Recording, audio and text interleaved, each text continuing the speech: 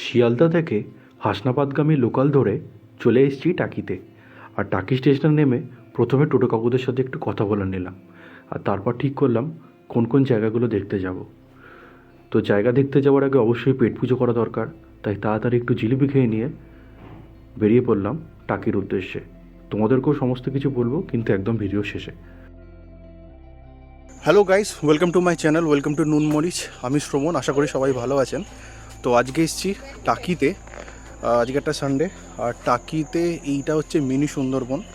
তো আমি রিকমেন্ড করব তোমরা সবাই এখানে আসো আর একটা সুন্দরবনের ফিলিংস নাও। আর টাকিতে আর কোথায় কোথায় ঘোরার জায়গা আছে সেটাও আজকের ভিডিওতে আমি তোমাকে জানাবো। তো দেখতে থাকো পুরো ভিডিওটা।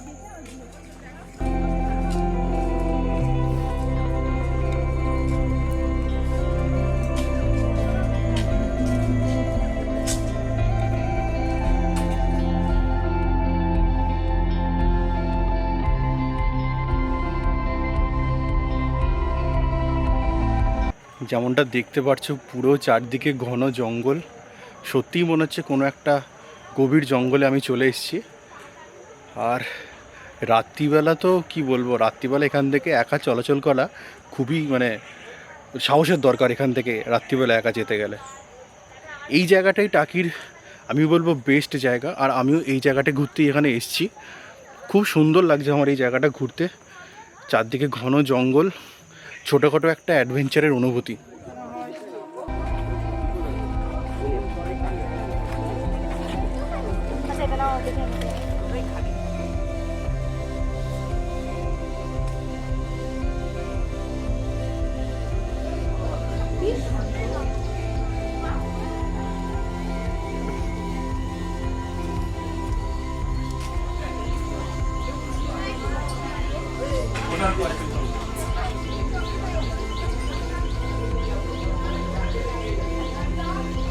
তো একটা কথা বলে রাখি, এই যে মিনি সুন্দরবন বা যেটা আছে দেখতে পাচ্ছ তুমি আমার আশেপাশে, সত্যি সুন্দরবনের একটা অনুভূতি পাওয়া যাবে। খুব ভালো জায়গা, আমার তো খুবই ভালো লেগেছে। আর এই মিনি সুন্দরবনে আসতে গেলে কিন্তু তোমাদেরকে আধার কার্ড সাথে আনতে হবে, কারণ এটা বিএসএফের এরিয়া, কারণ পাশেই বাংলাদেশ, গঙ্গার ওপারেই বাংলাদেশ। তো এখানে তোমাকে অবশ্যই একটা আধার কার্ড আনতে হবে।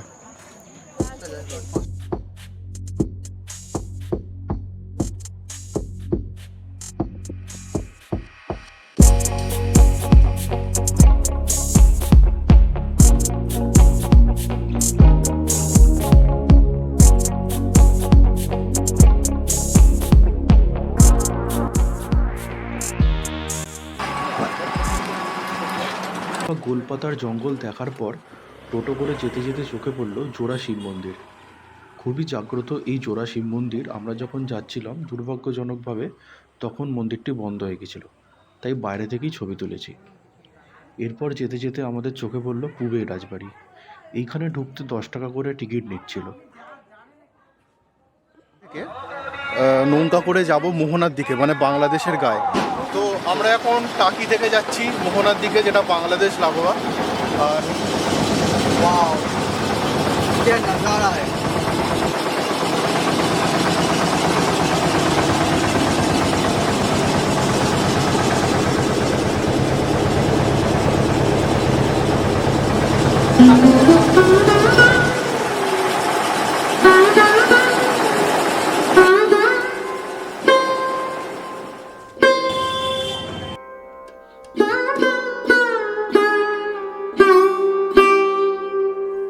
এই জায়গাটি টাকি রামকৃষ্ণ মিশন নামে খ্যাত। এটি টাকিতে অবস্থিত রামকৃষ্ণ মিশনের আন্ডারে একটি বিদ্যালয় এবং তার সাথে একটি আশ্রমও রয়েছে এখানে।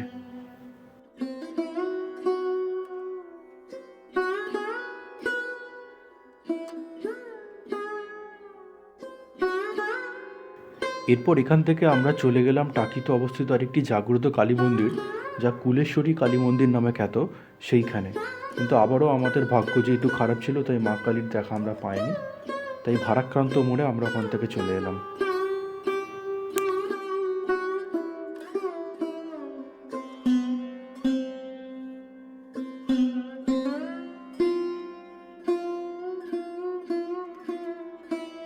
তো এখন আমি দাঁড়িয়ে আছি টলিউড ইন্ডাস্ট্রির অন্যতম এক বিখ্যাত প্রডিউসার কৌশিক গাঙ্গুলির বাড়ির সামনে। এই যে পিছনে পুরো বাড়িটা, এটি কৌশিক গাঙ্গুলির বাড়ি। আর এরপর আমরা যাব কৌশিক গাঙ্গুলির যে বিসর্জন সিনেমা শুটিংটা হয়েছিল সেটিও এখানে হয়েছিল, সেই স্পটটাও আমি ঘুরে দেখাবো।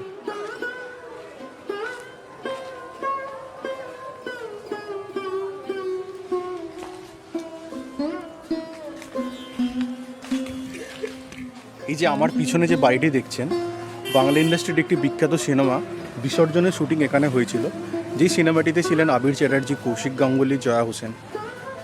যদিও সিনেমাটিতে বলা হয়েছিল যে এই বাড়িটা নাকি বাংলাদেশে অবস্থিত, কিন্তু এটা বাংলাদেশে নয়, এটা ওয়েস্ট বেঙ্গলেই অবস্থিত।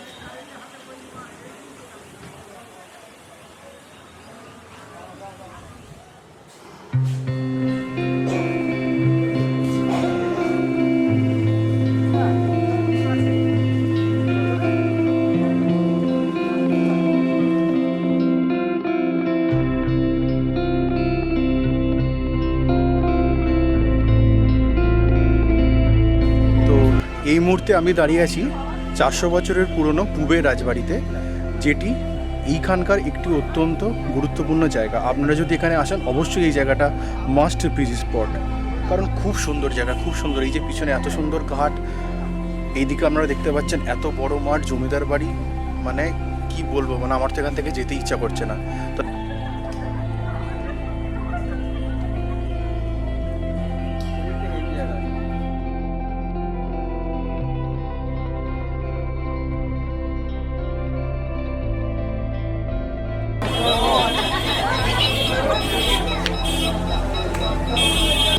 তো এই যে জায়গাটা দেখতে পাচ্ছেন অপোজিটই বাংলাদেশ, আর এখানটা হচ্ছে পশ্চিমবঙ্গ, আর খুব জোরে জোরে হাওয়া বইছে।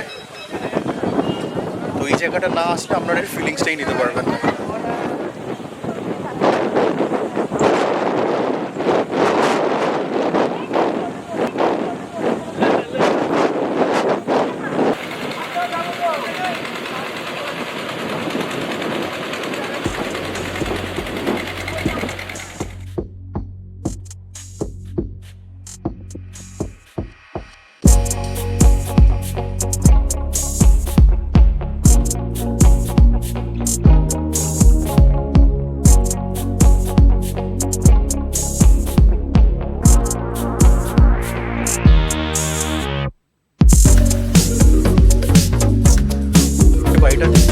এটা এখানকার বিএসএফের এক renowned army officer late colonel Shankar রায়চৌধুরীর বাড়ি। আর এখানে সামনে রয়েছে দুর্গা দালান, আর এখানে আগে বলি হতো। একদম শঙ্কর রায়চৌধুরী ভারত যখন প্রথম স্বাধীনতা পেয়েছিল সেই সময় যুদ্ধ করেছিল ইনি, মানে কারগিলের সময়। ওনার বাড়িটা হচ্ছে এই 406 বছর বয়স, ওখানে মোজবলি হয়। আর হচ্ছে 406 বছরে এখানে পুজো হয়েছে, দুর্গা মণ্ডপ আছে এই। আর হচ্ছে সবথেকে বড় কথা, উনি বছরে একবার করে এখানে আসে।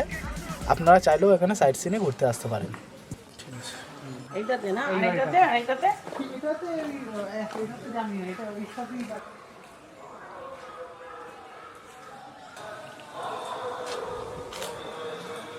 পিছনে যে বাড়িটা, এখানে বাংলার এক বিখ্যাত সিনেমা গয়নার বক্সর নাকি শুটিং হয়েছিল। এবার বলা হচ্ছে এটি নাকি ভৌতিক বাড়ি, এখানকার স্থানীয়দের কথা অনুযায়ী।